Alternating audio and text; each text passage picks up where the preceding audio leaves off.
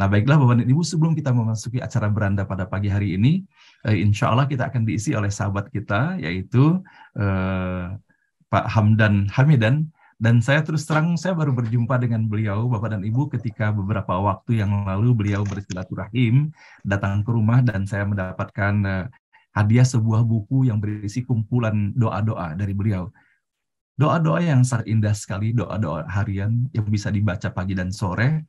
Nah, maka pada hari ini sama-sama kita ingin mendengar dari beliau mengenai, boleh jadi latar belakang bagaimana beliau terinspirasi, kemudian mengumpulkan doa-doa, dan boleh jadi insya Allah melalui beliau nanti kita akan semakin mendapatkan penguatan apa sesungguhnya makna dan hakikat doa itu di dalam kehidupan seorang muslim ataupun muslimah.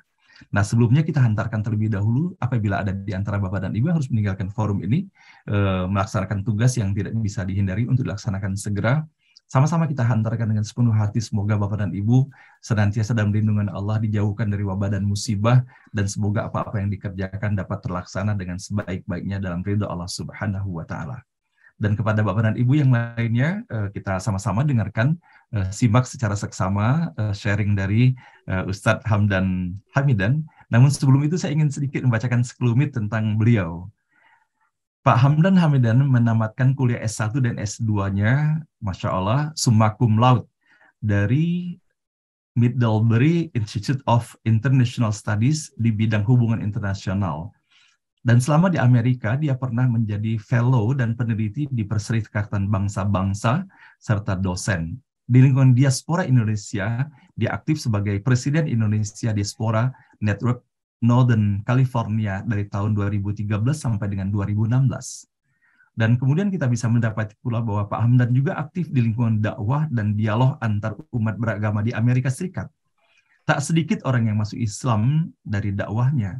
Dia juga penulis buku best-selling religi berjudul Doa Harian, Pengetuk Pintu Langit, dan Berguru pada Saru.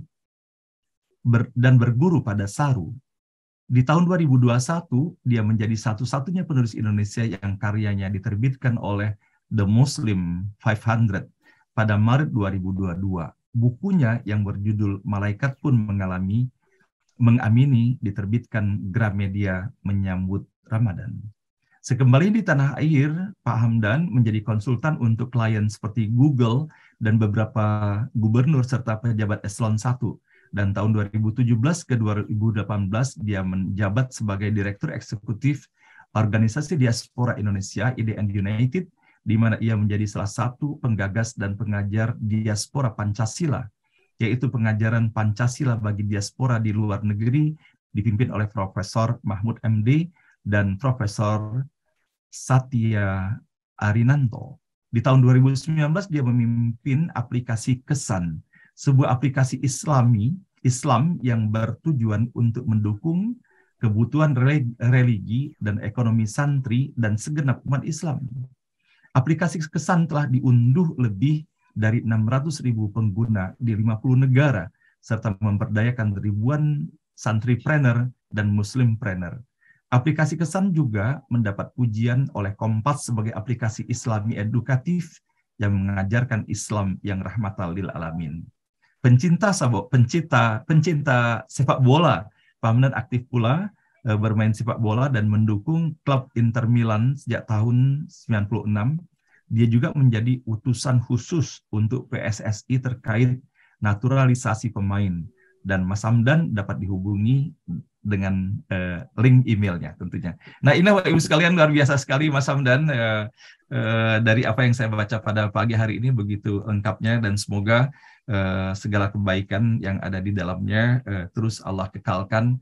Dan baiklah Mas Hamdan, kita masih bersama 431 peserta pada pagi hari ini, dan mohon kesediaan pula nanti di akhir tausiahnya kita berikan kesempatan tanya jawab untuk pendalaman materi ini dari para peserta. Dan kepada Mas Hamdan, terima kasih sekali atas kehadirannya, dan kami persilahkan untuk mengawali sharingnya. Silakan Mas Hamdan.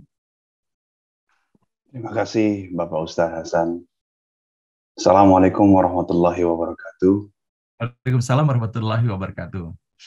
Alhamdulillahi rabbil alamin, wa bihi nasta'inu ala umuri dunya waddin, wassalatu wassalamu ala asrafil anbiya'i wal mursalin wa ala alihi wa sahbihi ajmain. Amma ba'du. Yang saya hormati Bapak Ustadz Hasanuddin Thayyib, Profesor Suharyadi, Ibu Susi, dan segenap jamaah NBO yang berbahagia. Rasulullah SAW pernah suatu ketika mengatakan kepada para sahabatnya, jika kalian sedang berjalan lalu melihat taman-taman surga, hendaklah kalian singgah. Lalu para sahabat bertanya, ya Rasulullah, sungguh kami ini masih hidup di dunia. Bagaimana mungkin kami ini singgah di taman-taman surga? Kata Rasulullah SAW, taman-taman surga yang saya maksud adalah majelis zikir. Di mana ayat-ayat Allah dibacakan, di mana sholawat dibacakan, itulah taman-taman surga. Hadis riwayat Tirmidzi dengan derajat sahih. Oleh sebab itu, saya bersyukur sekali kepada Bapak Ustadz Hasanuddin Thayyib dan segenap tim NBO yang menghidupkan taman-taman surga virtual di dunia ini. Selanjutnya, izinkanlah saya sedikit share terkait ilmu yang saya dapat ketika saya melakukan riset terkait doa-doa. Semoga apa yang saya share dapat memberikan pengetahuan khususnya untuk saya pribadi dan juga untuk segenap sahabat-sahabat dan jamaah di jamaah NBO. Bapak dan Ibu yang saya hormati, mohon izin apakah bisa melihat slide saya? Jelas Pak Hamdan. Baik. Bapak dan Ibu yang saya hormati, saya cintai, izinkanlah saya menyampaikan sedikit mengenai dahsyatnya doa. Mengapa doa itu bisa begitu dahsyat? Marilah kita renungi kisah lelaki mulia yang terdesak ribuan tahun yang lalu. Dan bagaimana hidupnya berubah, salah satunya karena doa. Lelaki mulia itu diberi kabar oleh sahabatnya bahwa dia hendak dibunuh oleh Firaun. Di kegelapan malam, dia keluar dari Mesir. Saking terburu-burunya, Ibnu Abbas radhiyallahu anhu mengatakan, lelaki mulia ini tidak sempat untuk menyiapkan apapun saat dia keluar dari Mesir. Bahkan sandal pun, kata Ibnu Abbas radhiyallahu anhu, dia tidak sempat membawanya. Karena apa? Karena pada saat itu dia sedang diburu oleh penguasa yang zalim bernama Firaun. Dia berlari, dia berjalan dari Memphis, kota asalnya, di mana dulunya dia adalah seorang pangeran, dulunya dia adalah seorang yang begitu dihormati, lalu kini dia adalah seorang buron. Dia berjalan dan berjalan sekitar 460 km ke daerah yang disebut Madian. 460 km ini bukan jarak yang singkat, bukan jarak yang pendek.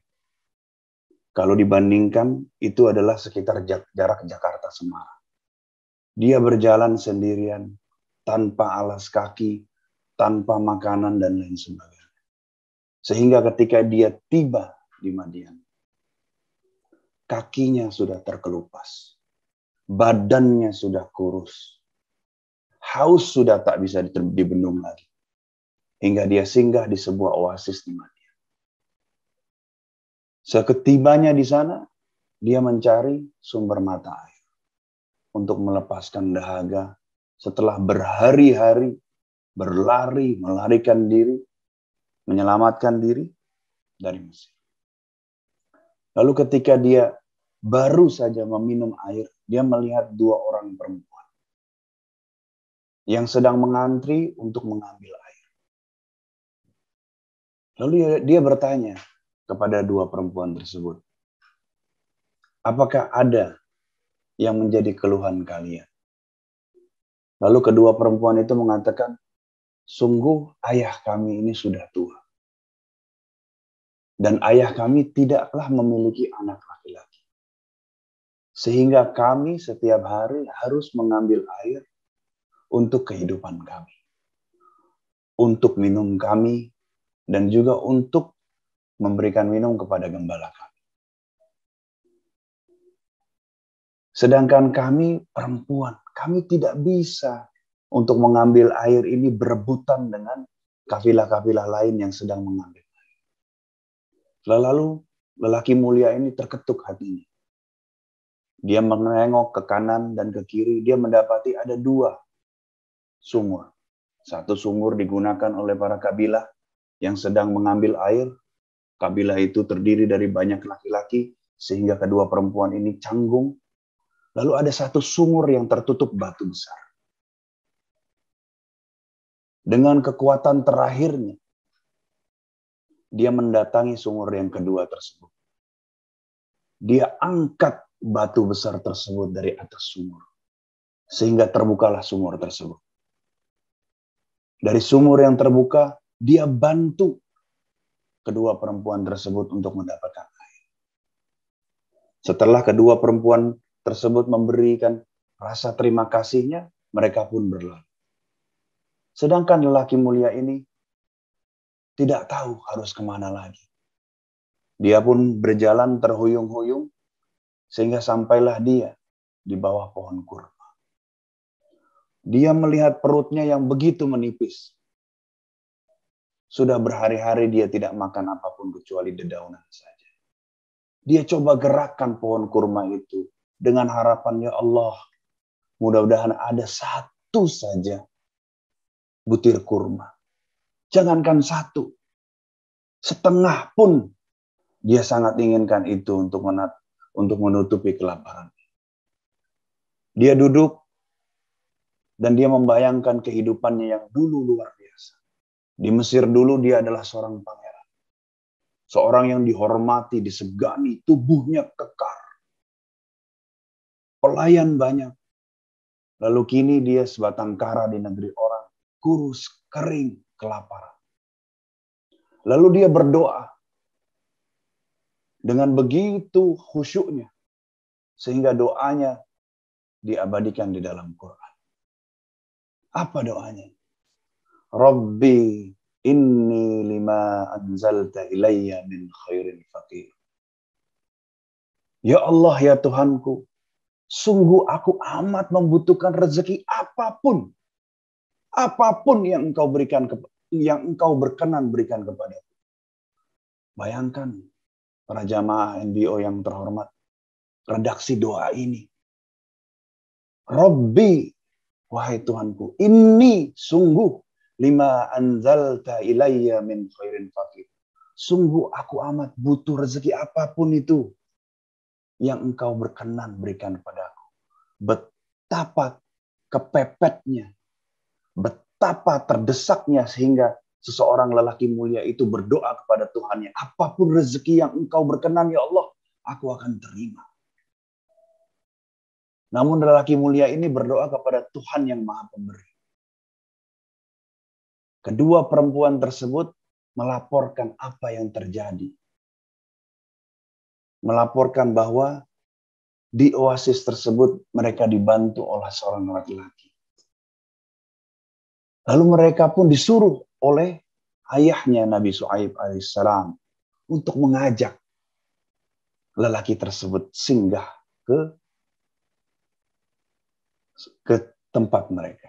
Kedua perempuan tersebut tuh mengajak, wahai engkau, sungguh ayah kami ingin mengundangmu datang ke tempat kami.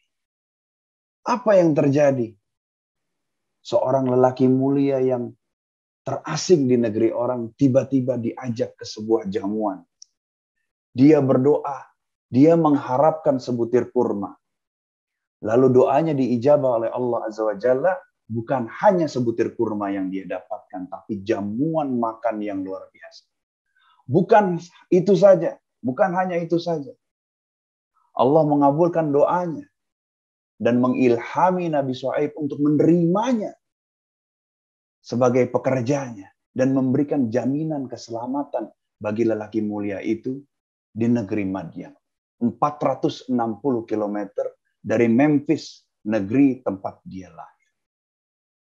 Tentu Bapak dan Ibu di majelis yang terhormat ini tahu siapa lelaki mulia itu yang saya maksud. Beliau tidak lain dan tidak bukan adalah Nabi Musa alaihissalam.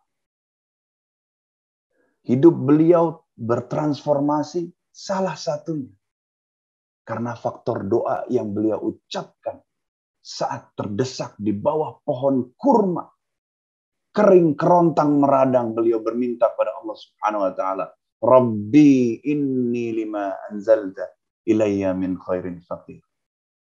Oleh sebab itu para ulama mengatakan, jika engkau memiliki hajat baik rezeki, ingin menikah, amalkan doa ini.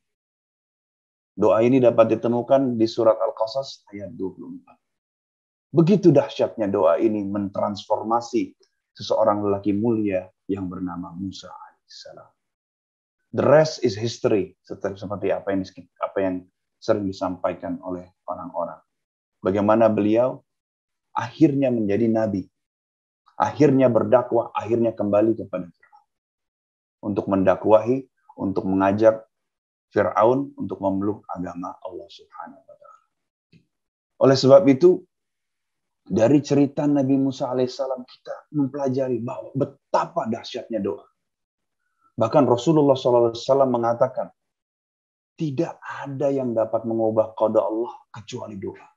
Bayangkan, hadis riwayat Tirmizi dengan derajat hasan. Maksudnya apa? Ketetapan Allah dapat diubah.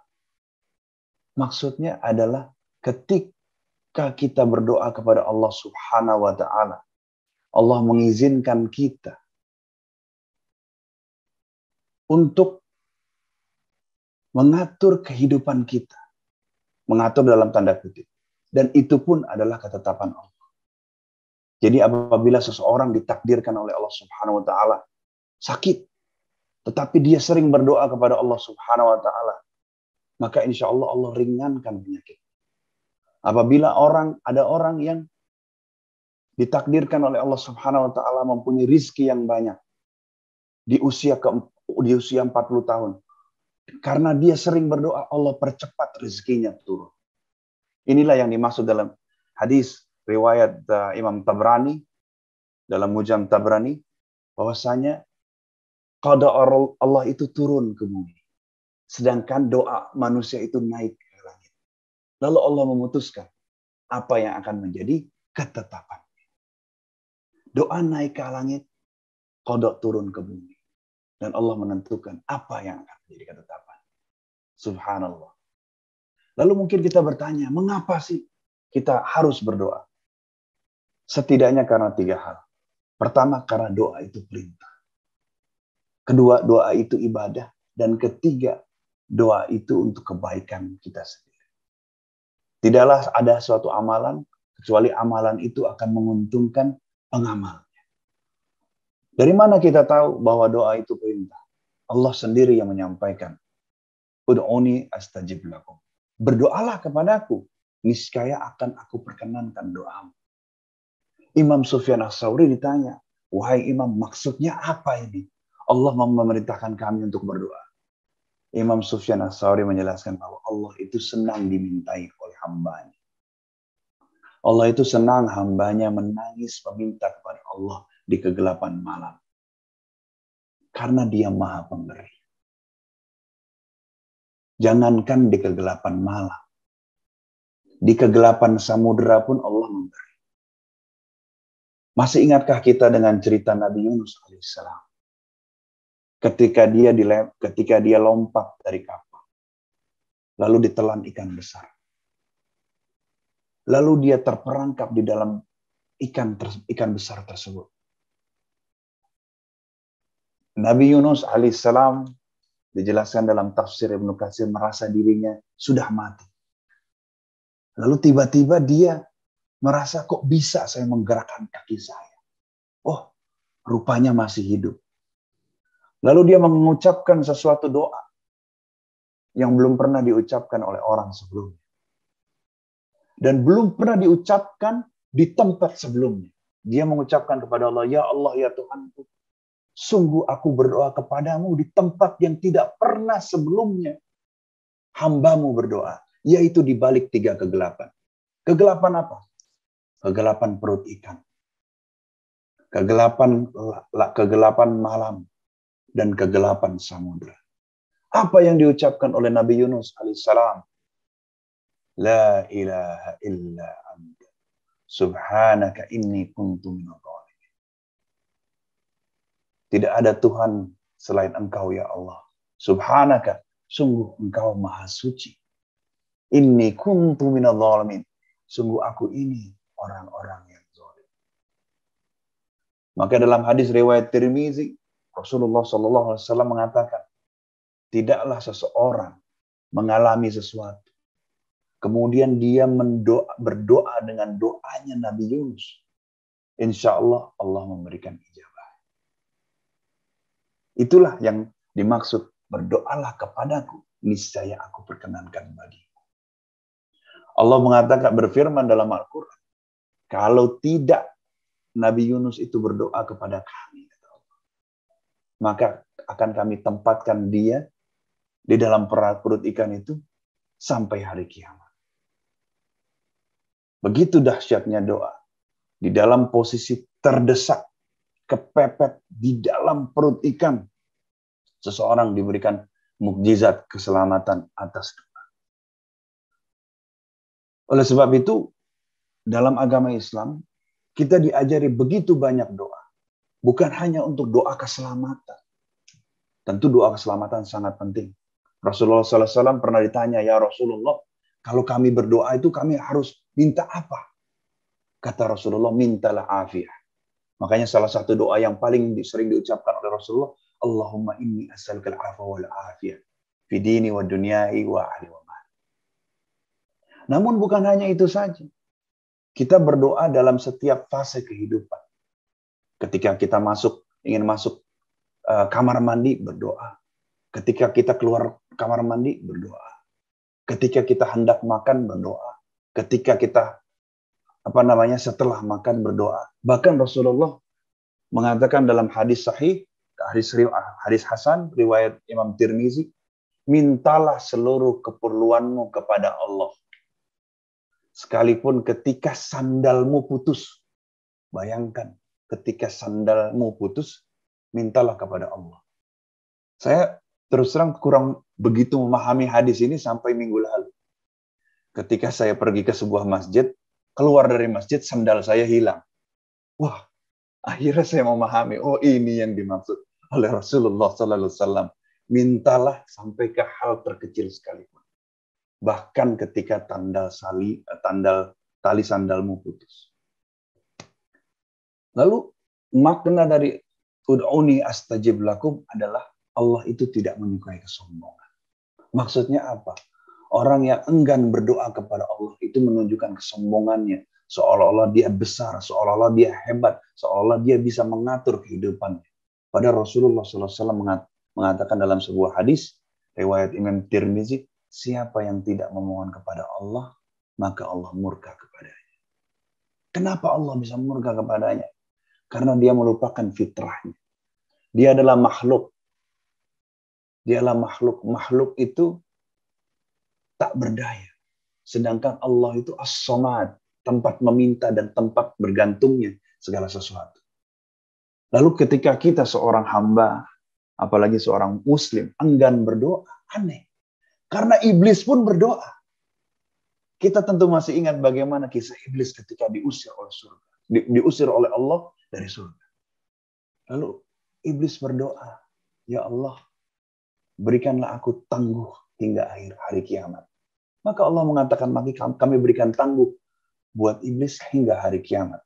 Bagaimana iblis akan berusaha untuk menggiring seluruh anak Adam, kecuali yang mukhlis, untuk masuk neraka bersama. Jadi para ulama mengatakan, kalau iblis saja berdoa, kok kita manusia muslim ragu lagi untuk berdoa? Oleh sebab itu, para ulama berbeda pendapat. Apakah jika seorang non-muslim itu berdoa bisa diterima atau tidak? Ada yang mengatakan tidak diterima, ada dalilnya berdasarkan Al-Quran. Tapi ada juga yang mengatakan bisa diterima, berdasarkan hadis Rasulullah SAW riwayat Imam Ahmad. Sungguh doanya orang yang terzolimi itu tidak tertolak. Sekalipun dia kafir. Jadi bayangkan, kalau kita menzolimi orang lain menurut hadis tersebut, sekalipun dia kafir, dia berdoa kepada Allah Subhanahu wa taala berdasarkan hadis itu, bisa saja doanya diijabah oleh Allah Subhanahu wa taala. Lalu alasan kedua, doa itu ibadah. Doa itu adalah saripati ibadah. Hadis riwayat Abu Dawud. Kenapa Rasulullah mengatakan doa itu adalah saripati ibadah? Ini menunjukkan adalah doa itu begitu penting. Karena ada hadis yang serupa. Rasulullah pernah mengatakan adalah haji itu Arafah. Maksudnya apa? Arafah itu begitu penting dalam manasik haji sehingga tidak boleh terlewat. Begitu pula ketika Rasulullah mengatakan doa adalah ibadah, itu karena doa itu bagian yang penting sekali dalam kehidupan seorang muslim. Dan ingat, apalagi kalau kita berdoa itu jatuhnya kita itu mengingat Allah. Mengingat Allah. Kalau kita berdoa yang bersumber dari Al-Quran, maka setiap huruf itu kita diberikan ganjaran pahala. Begitu juga apabila dari hadis maupun dari doa-doa yang lain. Karena kita itu dalam status mengingat Allah. Dan kalau kita perhatikan, tidak ada satu ibadah pun tanpa doa. Coba kita pikirkan. Sholat. Ketika kita sholat, takbir, doa iftitah, ada doanya.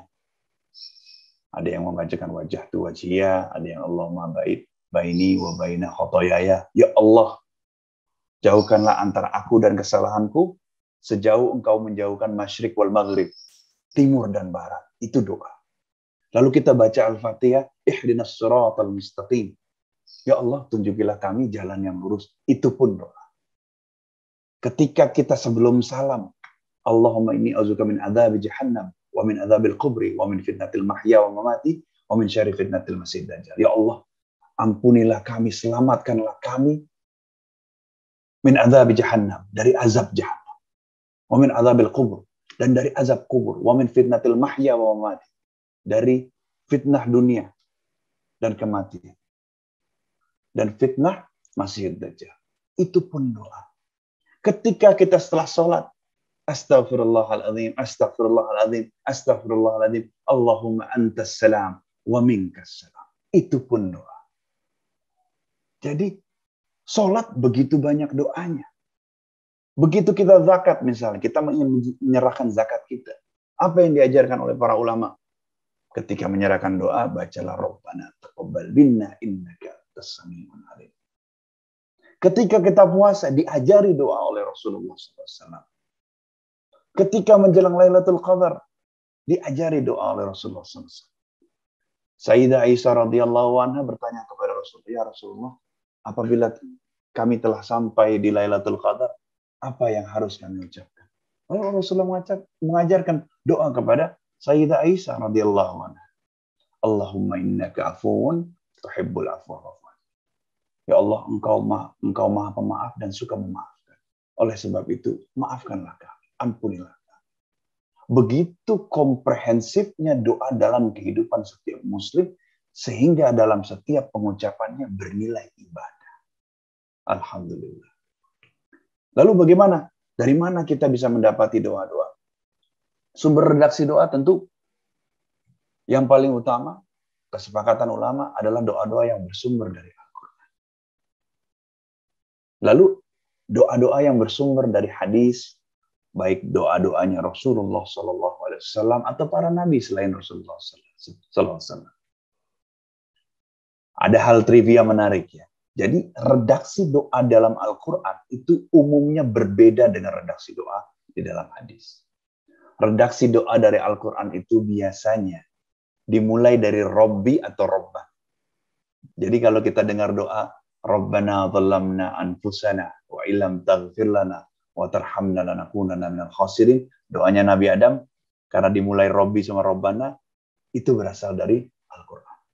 Rabbana atina fid dunya hasanah wa fil akhirati hasanah wa qina adzabannar. Itu redaksinya dari Al-Qur'an.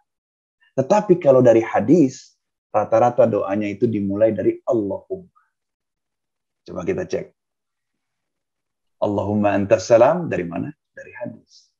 Allahumma innaka afuwun karim dari hadis. Allahumma inni abduka wa ibnu abdik wa ibnu amatik dari mana? Dari hadis. Kenapa ada perbedaan redaksi Robbi, Robbana dan Allahumma? Karena dalam Al-Quran itu bahasanya itu Allah mendesain Al-Quran itu untuk umum. Jadi Robbi Robbana itu artinya ya Tuhanku, ya Tuhan kami. Seluruh umat paham bahwa ada Tuhan. Secara naruriah mengetahui adanya Tuhan. Namun menyebutnya berbeda. Ketika dalam hadis dijelaskan bahwa ketika Rasulullah berdoa, Rasulullah sudah tahu siapa Tuhannya, yaitu Allah. Makanya redaksi doanya pun dalam hadis itu Allahumma, ya Allah, langsung menyebut nama. Sedangkan dalam Quran itu lebih generik. Ya Tuhanku, ya Tuhanku. Dalam Al-Quran kata Allahumma itu hanya diulang 4 kali. Sedangkan dalam hadis itu rata-rata, mayoritas, 95% even more. Redaksinya adalah Allahumma. Lalu ada juga doa yang bersumber dari para sahabat. Yang kemudian ditulis oleh para ulama hadis juga. Seperti doanya Ibnu Mas'ud yang begitu terkenal. Bagaimana Ibnu Mas'ud itu ingin menemani Rasulullah di surga. Ibnu Mas'ud tidak hanya cinta Rasulullah dan ingin menemani Rasulullah di bumi, tapi juga di surga. Beliau ingin menemani Rasulullah. Doanya yang masyhur, Allahumma inni nas'aluka imanan la yartabu, wa na'iman la yarfadu, wa murafaqatan nabiyyika Muhammadin sallallahu alaihi wasallam fi jannatin khuldi. Ya Allah, ya Tuhan kami, berikanlah aku nikmat yang tidak ada habis-habisnya, iman yang tidak bisa goncang, dan kenikmatan menemani nabimu fi a'la jannatin khuldi, di surga tertinggi. Subhanallah. Sahabat bertemu dengan Rasulullah tapi tidak bisa lepas dari Rasulullah SAW. Lalu ada juga ulama, ada juga doa yang bersumber dari ulama. Misalnya yang sering dibaca oleh para ulama-ulama kita, Allahumma inni nas'aluka salamatan fid din wa afiatan fil jazad, dan lain-lain. Itu adalah doa yang ditulis oleh ulama Nusantara. Kiai Saleh Darat, Kiai Saleh As-Samarani, guru dari Hadratus Syekh Kiai Hasyim Asy'ari, dan juga Kiai Haji Ahmad Dahlan. Lalu ada juga doa yang redaksinya sendiri ataupun personal. Ini juga boleh. Ketika kita misalnya memintai Allah, berikanlah aku rezeki yang banyak agar bisa membeli A, B, C, D, itu juga boleh. Jadi tidak harus semuanya dari Al-Quran, hadis, sahabat atau ulama. Tentu kita juga boleh berdoa menurut redaksi kita sendiri selama doa itu tidak mengandung keburukan. Lalu bagaimana kiat-kiat berdoa? Setidaknya, karena ada begitu banyak kiat-kiat berdoa. Yang pertama adalah awali dengan memuji Allah. Mengapa? Karena malaikat itu caranya malaikat berdoa. Malaikat itu selalu bertasbih kepada Allah. Jadi mereka itu berdoa pertama kali dengan mensucikan Allah. Bagaimana caranya ya? Kita bisa membaca misalnya Allahumma antas salam wa minkas salam. Itu juga boleh. Dan juga apabila digabungkan dengan Asmaul Husna, ini begitu dahsyat. Jadi dulu ada suatu ketika ada seorang sahabat datang ke masjid. Lalu dia mengucapkan doa. Allahumma inni nas'aluka bi annaka anta Allah al-ahadus samad alladzi lam yalid wa lam yulad wa lam yakul lahu kufuwan ahad. Lalu Rasulullah bertanya kepada sahabatnya, wahai para sahabat, tahukah kamu dengan apa dia berdoa? Kata para sahabat, Allah dan Rasulnya yang lebih tahu. Maka Rasulullah menjelaskan, sungguh orang ini berdoa dengan namanya yang agung, Ismul Allah. Yang mana ketika Allah dipanggil dengan nama yang demikian, diminta dengan doa yang demikian, niscaya Allah akan mengabulkan. Ya. Allahumma inni nas'aluka bi annaka anta Allah al-ahadus samad. Ya Allah, aku memohon kepadamu bi annaka anta Allah, karena engkau Allah al-ahadus samad. Segala sesuatu bergantung padamu. Alladzi lam yalid wa lam yulad wa lam yakul lahu kufuwan ahad. Engkau tidak beranak dan tidak pula diperanakan. Dan tidak ada satupun yang menyerupai engkau. Jadi kata Rasulullah tadi, berdoalah dengan Ismul Allah, dengan Asmaul Husna yang kita hafal. Boleh tambahkan ya Hayyu ya Qayyum, ataupun nama-nama Allah yang Ya Rahman, Ya Malik, Ya Kudus, Ya Jabbar, Ya Mujib, yang Maha mengabulkan. Lalu jangan lupa bersalawat. Jadi dulu ada pernah seorang sahabat berdoa. Langsung berdoa. Ya Allah. Lalu kemudian Rasulullah mengatakan kepadanya, sungguh dia berdoa tergesa-gesa. Lalu ditanya sahabat, ya Rasulullah, apa yang engkau maksud dengan tergesa-gesa? Lalu Rasulullah menjelaskan, jika engkau berdoa kepada Allah Subhanahu wa taala, mulailah dengan memuji Allah Subhanahu wa taala. Lalu kemudian bersalawatlah kepadaku. Bersalawatlah kepadaku. Lalu ketiga, barulah mintalah apa yang menjadi kebutuhanmu. Jadi kita belajar dari sini. Jangan lupakan salawat kepada Rasulullah SAW.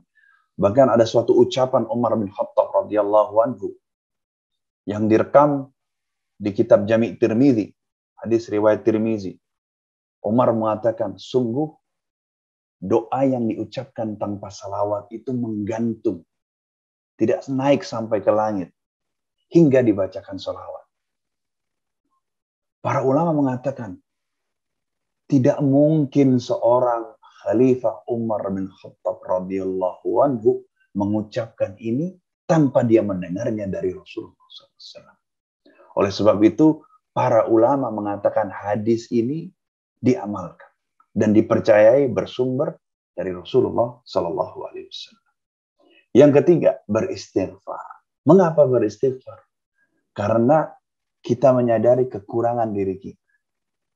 Diterimanya doa kita seringkali karena sedikitnya dosa kita dan banyaknya pahala yang kita inginkan. Coba kalau kita baca di dalam Al-Quran, betapa para nabi yang notabene dijamin masuk surga, maksud doanya tetap minta ampunan kepada Allah Subhanahu wa taala. Nabi Adam, Rabbana zalamna anfusana wa illam taghfir lana wa tarhamna lanakunanna minal khasirin. Ya Allah, sungguh kami telah menzolimi diri kami. Jika engkau tidak menolong kami, sungguh kami akan termasuk orang-orang yang merugi. Nabi Yunus, la ilaha illa anta subhanaka inni kuntu minadh dhalimin. Mohon ampun kepada Allah. Setiap para nabi berdoa dengan doa ampunan. Bahkan Rasulullah SAW mengatakan, sungguh aku memohon ampun kepada Allah satu hari 100 kali. Padahal maksum dan sudah dijamin masuk surga. Lalu bagaimana beristighfar dalam doa? Seorang sahabat datang kepada Rasulullah, ya Rasulullah, bagaimana sebaiknya kami memohon ampun kepada Allah? Lalu Rasulullah mengajarkan apa yang kita kenal sekarang ini sebagai sayyidul istighfar. Sebaik-baiknya istighfar. Allahumma inni nas'aluka la ilaha illa anta. Khalaqtani wa ana 'abduk wa la ana ahdi wa wadika mustata'tu wa a'udzubika min syarri ma sana'tu abulak binimatika la ya wa abu bizanbi faghfirli fa innahu la yaghfiru dzunuba illa anta. Hadis riwayat Bukhari nomor 6300. Inilah sebaik-baiknya istighfar. Oh, panjang ini. Saya butuhnya yang short. Oh, ada. Rasulullah mengajarkan dalam hadis riwayat Tirmizi, astaghfirullahaladzim alladzi la ilaha illallah al-hayyul qayyum wa atubu ilaih. Kata Rasulullah, barang siapa yang rutin mengamalkan ini, maka dosanya diampuni sekalipun dia pernah kabur dari medan perang. Wah, istighfarnya panjang banget. Ada yang lebih short lagi nggak? Ada. Astagfirullahaladzim. Ini yang ketiga. Yang keempat, jangan lupa mendoakan orang lain. Ini sangat penting. Hadis riwayat Muslim. Doa seorang Muslim kepada saudaranya itu diterima. Ketika seorang Muslim mendoakan kebaikan untuk saudaranya yang tidak di depan matanya, maka Rasulullah mengatakan bahwa ada malaikat di sampingnya yang mengatakan, dan untukmu doa yang demikian. Maksudnya apa? Apabila kita mengucapkan doa, ya Allah, mudah-mudahan Muslim dan Muslimat di seluruh dunia diberikan keselamatan, keberkahan, rezeki. Maka ada malaikat yang mengaminkan, amin, kata malaikat. Dan untukmu doa yang demikian. Bayangkan. Dalam hadis Riwayat di dalam kitab Mujam Tabrani, barang siapa yang mendoakan ampunan seorang muslim dan muslimat, maka dia akan mendapatkan pahala dari tiap muslim yang dia doakan. Inilah yang saya sebut doa 2 miliar. Mengapa doa 2 miliar? Karena saat ini ada setidaknya 2 miliar muslim. Bayangkan kalau kita mendoakan Allahumma gfir lil mu'minina wal mu'minat wal muslimina wal muslimat al-ahya'i minhum wal amwat. Ya Allah, ampunilah kaum mukmin dan mukminat, kaum muslim dan muslimat, baik yang masih hidup maupun yang sudah meninggal. Bayangkan, menurut hadis Mujam Tabrani, maka kita akan mendapatkan pahala dari setiap mukmin yang kita doakan, setiap muslim yang kita doakan, baik yang masih hidup maupun yang sudah meninggal. Jadi jangan lupakan nih mendoakan orang lain pada saat kita berdoa kepada Allah. Lalu yang berikutnya, memanfaatkan waktu dan tempat yang mustajab. Tentu ada banyak tempat yang mustajab. Di Mekah, di Masjidil Haram, ada waktu di hari Jumat, pada saat azan dan iqamah, dan juga di pagi hari ada suatu masa yang juga doa kita dikabulkan. Rasulullah SAW bersabda, barang siapa yang bangun pagi, karena kita jatuhnya masih pagi, yang bangun pagi, lalu dia mengucapkan raditu billahi rabbah wa bil islami dina wa bi Muhammadin sallallahu alaihi wasallam nabiyya, maka kata Rasulullah sallallahu alaihi wasallam, maka aku menjaminnya dan aku akan tenteng tangannya masuk ke surga. Bayangkan, short doa setiap bangun pagi, raditu billah rabbah wa bil islami dina wa bi Muhammadin sallallahu alaihi wasallam nabiyya. Rasulullah mengatakan, aku akan menjadi penjamin baginya dan aku akan tenteng tangannya masuk ke surga.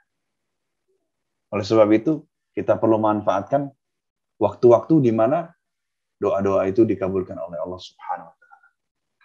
Terakhir, Bapak dan Ibu yang saya hormati, saya percaya kita adalah apa yang kita doakan. Dan kitalah yang tahu sebetulnya seperti apa kita itu. Dengan redaksi doa kita.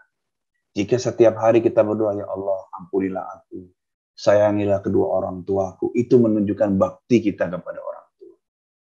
Imam Sufyan Ats-Tsauri mengatakan, Imam Sufyan Ats-Tsauri atau Imam Sufyan bin Uyainah, saya agak lupa di antara keduanya, jika kamu sholat 5 waktu setiap hari, engkau bersyukur kepada Allah. Tetapi kalau setelah sholat engkau mendoakan orang tuamu, engkau bersyukur kepada orang tua. Jadi redaksi kita, doa kita itu menentukan apa sih sebetulnya diri kita itu. Ya kan? Apakah kita ini orang yang hanya mementingkan diri sendiri atau orang lain, itu bisa kelihatan dari redaksi doa kita. Apakah kita begitu cinta kepada istri kita, kepada anak kita, kepada keluarga kita. Apakah kita begitu concern terhadap rezeki dunia saja. Itu bisa terlihat dari redaksi doa kita. Lalu yang kedua, rajin berdoa permudah jalan menuju surga. 2 bulan yang lalu kita melihat ada sebuah video seorang yang hobinya doa setelah sholat, merutinkan doa setelah sholat. Memang ada hadis riwayat Tirmizi, doa yang makbul itu yang diucapkan setelah sholat dan juga di sepertiga malam terakhir. Nah, orang India ini rutin mengamalkan itu. Setelah sholat tahajud rutin berdoa. Setelah sholat 5 waktu rutin berdoa. Akhirnya dia datang kepada masjid seperti biasanya. Setelah sholat 5 waktu, dia berdoa. Dan dia diambil oleh Allah Subhanahu wa ta'ala ketika sedang berdoa. Bayangkan. Ada hadis riwayat Imam Ahmad yang salah satunya saya paling suka hadis ini. Bahwa Allah Subhanahu wa ta'ala, Rasulullah mengatakan Allah itu akan memberikan madu atau manisan kepada hambanya yang dia cintai. Lalu sahabat bertanya, Rasulullah, maksudnya madu atau manisan itu apa? Kata Rasulullah, Allah mengizinkan hambanya untuk mengamalkan suatu amalan yang dia cintai dan diambil oleh Allah Subhanahu wa ta'ala saat dia sedang melakukan amalan tersebut. Orang yang suka berdoa, orang India itu 2 bulan yang lalu diambil oleh Allah Subhanahu wa ta'ala saat dia sedang berdoa. Saat dia sedang mengamalkan sesuatu yang dicintai oleh dirinya dan juga Allah Subhanahu wa ta'ala. Yang terakhir, Bapak dan Ibu, nasihat untuk diri saya sendiri dan keluarga saya, doa itu adalah penyelamat. Doa adalah penyelamat kita di dunia dan akhirat. Doa yang kita ajari untuk anak kita akan menjadi jariah bagi kita. Ada hadis riwayat Ibnu Majah dengan derajat sahih. Seseorang di alam kuburnya, diluaskan kuburnya, diangkat derajatnya, dimuliakan. Lalu dia bertanya kepada malaikat, "Wahai malaikat, mengapa aku mendapatkan keistimewaan ini?" Kata malaikat, "Ini karena doa anakmu yang memohonkan ampun untuk." Sekian dari saya. Semoga bermanfaat. Seperti kata Ibnu Mas'ud radhiyallahu anhu, yang benar datangnya dari Allah semata, yang salah datangnya dari diri saya sendiri dan syaitan. Wabillahi taufiq wal hidayah. Wallahul muwafiq ila aqwamit thoriq. Wassalamualaikum warahmatullahi wabarakatuh.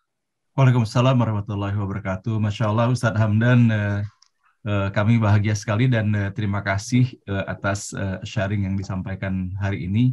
Benar-benar terasa di hati ya atas apa yang disampaikan oleh Ustadz Hamdan hari ini.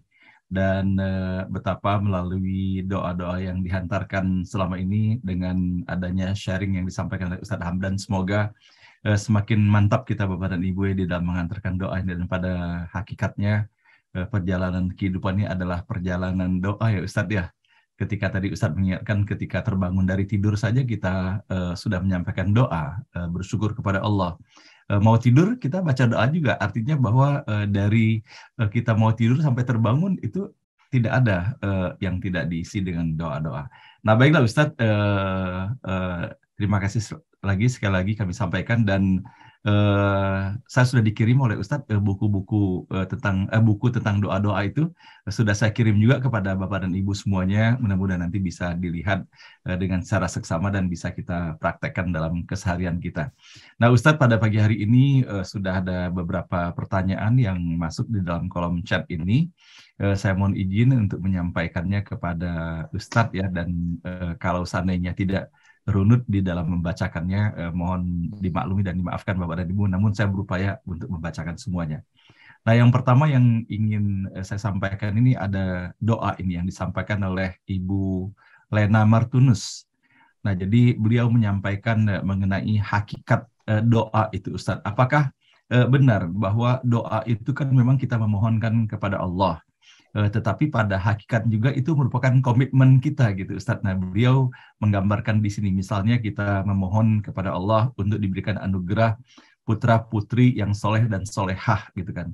Nah itu tidak cukup hanya dengan kita berdoa saja, harus kita iringi dengan total action kita juga gitu, bahwa bagaimana kita sendiri melaksanakan kehidupan soleh dan solehah dan memberikan pembelajaran dan pengajaran serta ikhtiar untuk anak-anak kita Ustadz. Sehingga beliau, yang saya tangkap dari pertanyaan ini, terdapat benang merahnya, ada keterkaitannya antara doa dengan ikhtiar kita. Jadi bukan hanya doa saja, tetapi juga doa yang kita iringi dengan ikhtiar kita, seperti halnya dicontohkan oleh para nabi dan rasul itu Ustadz. Mohon pencerahan dari Ustadz. Baik, terima kasih, pertanyaan yang sangat bagus. Imam Ali radhiyallahu anhu karamallahu wajhahu mengatakan, orang yang berdoa tanpa ikhtiar itu seperti halnya orang yang memanah tanpa busur. Jadi memang doa itu harus diseringi dengan ikhtiar. Tidak bisa tidak. Karena memang syaratnya seperti itu. Harus ada ikhtiar yang dilakukan. Bahkan Nabi Musa alaihissalam ketika dikejar-kejar oleh Firaun, Nabi Musa sampailah di Laut Merah ya. Ya. Kemudian Nabi Musa berdoa kepada Allah, ya Allah selamatkanlah kami. Lalu Allah mengatakan, wahai Musa, apa yang ada di tangan kananmu? Tongkat ya Allah. Ketuklah tongkat tersebut. Jadi di situ Nabi Musa tidak hanya berdoa, tapi juga diminta oleh Allah Subhanahu Wa Taala untuk mengetuk, untuk ikhtiar, untuk membelah laut tersebut. Jadi disitulah mengapa doa itu memang wajib diiringi dengan ikhtiar. Kalau hanya berdoa, Nabi Muhammad SAW ketika pasukan kafir Quraisy datang menyerang Madinah, hanya berdoa saja.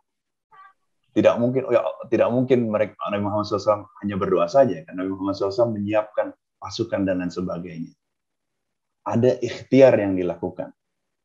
Barulah juga diselingi dengan doa. Itulah yang disebut oleh Imam Ali, orang yang berdoa tanpa berusaha bagaikan mencoba memanah tanpa busur. Oke, baik. Terima kasih Ustadz. Berikutnya Ustadz, kami ingin menyampaikan pertanyaan yang disampaikan oleh Ibu Yola Jenny. Beliau menanyakan apakah boleh doa-doa itu kita hantarkan dalam bahasa Indonesia apabila kita memiliki keterbatasan untuk membacakannya dalam bahasa Arab, Ustaz. Baik, secara umum para ulama mengatakan bahwa ketika bacaan-bacaan sholat dan doa-doa yang terkandung di dalam sholat itu dibacakan dalam bahasa Arab. Namun setelah pas sholat itu diperbolehkan membaca doa dengan redaksi yang kita pahami, apalagi ketika kita memang tidak hafal dengan doanya, belum hafal ya, itu diperbolehkan. Bahkan ada sebuah hadis Rasulullah SAW mengatakan barang siapa yang membaca Al-Quran dan dia mahir, maka dia itu akan bersama dengan malaikat yang ada. Tetapi barang siapa yang membaca Al-Quran dan dia terbata-bata, kata Rasulullah, baginya 2 pahala. Jadi begitu pula dalam hal doa, ketika kita berusaha berdoa dengan apa yang kita hafal. Makanya ketika misalnya kita haji ya, ketika kita haji itu kan para ulama menyusun doa seperti yang disusun oleh Imam Al-Ghazali, ya kan. Namun kalau kita hanya hafal Rabbana atina fid dunya hasanah wa fil akhirati hasanah wa qina adzabannar, itu sudah begitu-begitu sangat bagus. Bahkan menurut Anas bin Malik radhiyallahu anhu, itu adalah doa yang paling sering dibaca oleh Rasulullah SAW. Atau yang kita sebut doa sapu jagat. Jadi boleh mengucapkan doa dalam bahasa yang kita pahami. Memang afdolnya adalah doa itu yang bersumber dari Al-Quran, karena itu bahasanya Allah Subhanahu Wa Taala. Ya. Ada satu hal menarik. Salah satu hadis favorit saya, hadis riwayat Badar. Rasulullah pernah berkata kepada para sahabatnya, tahukah kalian siapa imannya siapa yang paling ajib? Imannya siapa yang paling luar biasa? Lalu para sahabat mengatakan, tentu imannya malaikat ya Rasul. Lalu Rasulullah mengatakan, bagaimana mungkin malaikat tidak mengimani Allah Subhanahu Wa Taala? Wong setiap hari bertasbih memuji Allah. Kalau gitu siapa ya Rasulullah? Lalu ada sahabat mengatakan, tentu itu imannya para nabi yang paling luar biasa. Lalu Rasulullah, bagaimana mungkin para nabi tidak beriman kepada Allah Subhanahu Wa Taala? Wong mereka terima wahyu dari Allah.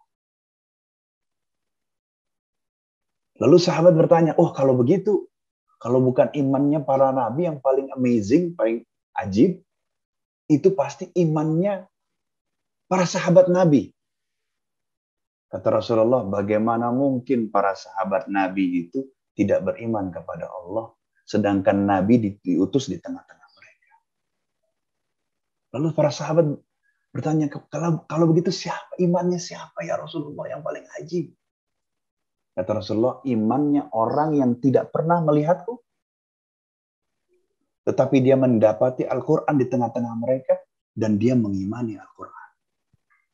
Masya Allah. Lalu kita mengucapkan doa dari Al-Quran. Bagaimana tidak iman kita amazing? Begitu kurang lebih jawabannya. Oke, baik. Terima kasih Ustadz. Berikutnya Ustadz dari Pak Cahyo. Beliau mengutip Ustadz apa yang terdapat dalam surah At-Taubah ayat ke-113 yang tertulis dalam terjemahannya. Tidak pantas bagi Nabi dan orang-orang yang beriman memohonkan ampunan kepada Allah bagi orang-orang musyrik, sekalipun orang-orang itu kaum kerabatnya. Setelah jelas bagi mereka bahwa orang-orang musyrik itu penghuni neraka jahanam. Nah, sehingga beliau bertanyakan kenapa kita sebagai muslim tidak boleh atau tidak pantas berdoa memohonkan ampunan kepada orang yang wafatnya dalam keadaan non-muslim, Ustaz. Di manakah rasa kasih sayangnya Allah untuk makhluk ciptaannya yang non-muslim yang telah wafat karena tidak boleh didoakan itu? Mohon pencerahan dari Ustaz. Baik. Jadi dalam Islam itu larangan untuk berdoa untuk non-muslim itu hanya terbatas ketika memohon ampunan. Namun tidak terbatas, terbatasannya hanya ketika memohon ampun. Tetapi kita boleh memohon hidayah. kita boleh memohon hidayah untuk non-muslim ketika mereka masih hidup. Maksudnya misalnya kita berdoa, kita mempunyai seorang sahabat, misalnya fulan, ya Allah ya Tuhanku, berikanlah hidayah kepada si fulan. Itu doa yang baik dan boleh. Dan juga kita boleh mendoakan kebaikan untuk non-muslim. Misalnya dia sakit, kita boleh mendoakan. Inilah indahnya Islam. Ya, memang yang dilarang oleh Allah Subhanahu wa Ta'ala itu adalah memohon ampunan. Mengapa memohon ampunan itu dilarang? Karena Allah mengatakan, karena sebetulnya gini, mungkin perkaranya, kan dia tidak percaya pada Allah. Jangan dilihat karena tidak percaya sama Allah. Jangan dilihat kecilnya dosa, tetapi kepada siapa dosa itu dilakukan. Jadi ketika seseorang itu menolak untuk mengimani Allah Subhanahu wa Ta'ala, maka itu hak prerogatif Allah semata. Apakah dia mau memasukkannya ke dalam neraka ataupun lain sebagainya, memutuskan apa, itu adalah hak prerogatifnya Allah. Selebihnya di antara kasih sayangnya Allah Subhanahu wa Ta'ala, Allah mengizinkan kepada kita untuk mendoakan non-muslim masuk ke dalam agama Islam, hidayah, kemudian misalnya supaya panjang umur, sehat walafiat, itu boleh. Cuman yang memang dilarang itu adalah memohon ampunan, karena ampunan dan rahmat itu adalah prerogatifnya Allah. Prerogatifnya Allah. Nah, pernah ada seorang sahabat datang ke masjid ya. Ada seorang badui sebetulnya. Dia mengatakan, ya Allah, ampunilah aku dan Muhammad saja, jangan yang lain. Para sahabat mungkin emosi mendengar doa yang artinya demikian. Lalu Rasulullah mengatakan, mengapa dia mencoba mempersempit sesuatu yang luas? Maksudnya apa? Ampunan dan rahmat Allah itu luas. Oleh sebab itu, kita diberikan kesempatan puluhan tahun untuk mengenal Islam. Begitu juga non-muslim. Dengan dakwah kita untuk mengenal Islam. Tapi ketika dia menolak, ya kan, Allah mengatakan dalam Quran, ya kan, bagi siapa yang ingin beriman, biarkan dia beriman. Bagi siapa yang mau kafir, biarkan dia kafir. Ya kan? Karena dia sendiri yang akan menanggung resikonya sendiri. Jadi rahmat dan ampunan itu adalah hak prerogatifnya Allah. Kita sebagai hamba tidak bisa berlaku apa-apa. Jadi dulu ada juga seorang datang kepada Syekh Ibrahim bin Adam. Syekh, terus terang saya sudah capek ibadah. Capek saya sholat. Capek saya zakat. Capek saya puasa. Saya capek deh pokoknya. Bolehkah saya stop ibadah nih? Ya kan? Kata Syekh Ibrahim bin Adam, ya boleh, tapi satu syaratnya. Apa syaratnya, Syekh? Kamu jangan hidup di buminya Allah. Kamu hidup di bumi yang bukan ciptaan Allah. Dan kita tahu itu tidak ada. Jadi kalau memang mau tidak beriman, mau mengatur dirinya sendiri, tidak bisa. Karena kita hidup di buminya Allah. Dan apapun yang kita lihat, apapun yang kita alami, adalah dengan pengetahuannya. Kurang lebih demikian. Kebetulan masalah rahmah dan maghfirah itu domainnya Allah. Itu memang kita sebagai makhluk itu tidak bisa mengatur. Oke, baik. Terima kasih Ustadz. Berikut ini Ustadz kami ingin menyampaikan ada sebuah pertanyaan yang disampaikan oleh Pak Kunto. Mohon pencerahannya, apakah doa orang yang terzolimi, misalnya permohonan untuk melaknat atau menghukum orang yang menzalimi dirinya, berdampak kembali kepada si pemohon? Bagaimana halnya orang yang berdoa kebaikan itu untuk orang lain? Sebagaimana halnya orang yang berdoa kebaikan itu untuk orang lain. Ya, jadi memang ada sebuah hadis yang masyhur ya. Doanya orang yang terzolimi itu tidak ada penghalang antara doa tersebut dan Allah Subhanahu wa Ta'ala. Maka oleh sebab itu memang orang yang dizolimi itu bisa berdoa macam-macam, karena pada saat itu dia dalam kondisi yang memang terzolimi, ya, kondisi terpojok. Namun Rasulullah juga mengajarkan bahwa Rasulullah mengatakan, aku ini adalah diutus sebagai rahmat. Maka kalau kita perhatikan redaksi doanya Rasulullah itu adalah mengandung rahmat. Memaafkan seperti halnya di Taif, ya kan? Ketika Rasulullah SAW dipukuli di Taif sehingga kaki beliau berdarah-darah. Lalu datanglah malaikat gunung. Ya Rasulullah, sungguh aku ini diutus oleh Allah Subhanahu wa taala. Kalau engkau mau, aku angkat gunung ini, aku timpakan kepada mereka. Maka apa kata Rasulullah? Jangan. Boleh jadi anak mereka itu akan memeluk Islam. Jadi sekalipun Rasulullah SAW itu dizalimi, Rasulullah mendoakan kebaikan kepadanya. Inilah, saya rasa ini adalah posisi idealnya. Ini memang makomnya Rasul. Ketika dizalimi, mendoakan kebaikan. So, ada pernah juga seorang sahabat Ibnu Mas'ud sedang berjalan di pasar. Tiba-tiba ada copet. Ketika mau bayar, Ibnu Mas'ud radhiyallahu anhu menyadari, wah, uang saya hilang. Maka orang di pasar pada gempar. Ya Allah, ada ya yang berani-beraninya mencuri uangnya Ibnu Mas'ud, sahabat Rasulullah SAW. Berani-beraninya, kualat ini pasti. Lalu orang-orang pasar itu mengatakan, yuk kita doa beramai-ramai. Kita doakan keburukan untuk orang ini. Lalu Ibnu Mas'ud mengatakan, jangan. Mengapa? Pertama, doanya kumpulan orang mukmin. Ketika mereka berkumpul di suatu majelis, kemudian mereka berdoa, dan ada sebagian yang mengaminkan, itu diijabah. Makanya Ibnu Mas'ud mengetahui hadis tersebut, jangan. Lalu orang pasar bertanya, lalu harusnya bagaimana Ibnu Mas'ud ini? Kita nih, kamu kan dicuri uangnya, jadi kami harus berdoa apa? Kata Ibnu Mas'ud, mari kita doakan supaya keburukan yang dia lakukan hari ini menjadi keburukan terakhirnya. Dengan kata lain, bukakan pintu tobat untuk orang tersebut. Ini makomnya sahabat. Tentu kalau kita makomnya manusia biasa tentu adalah kesalahan. Boleh kita mengadu kepada Allah Subhanahu wa taala tentang kezaliman yang kita alami.